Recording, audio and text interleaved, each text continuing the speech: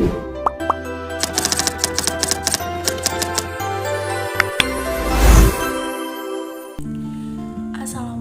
warahmatullahi wabarakatuh.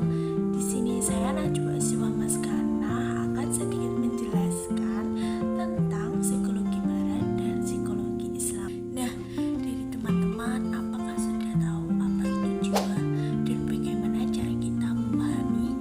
Sejak ribuan tahun lalu, manusia berusaha memahami pikiran, perasaan, dan perilaku. Dua pendekatan besar mendominasi, yaitu psikologi barat yang modern dan psikologi Islam yang berakar pada wahyu.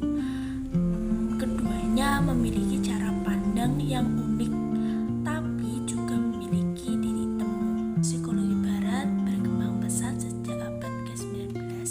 Tokoh seperti Freud, Pavlov, Skinner, dan kemudian Charles Rogers serta Albert Bandura mengembangkan teori-teori tentang kepribadian, perilaku, dan kognisi manusia. Psikologi barat didasarkan pada metode ilmiah seperti observasi, eksperimen, dan statistik. Fokus utama dalam psikologi barat yaitu apa yang bisa diukur. Misalnya, behaviorisme memandang manusia sebagai hasil stimulus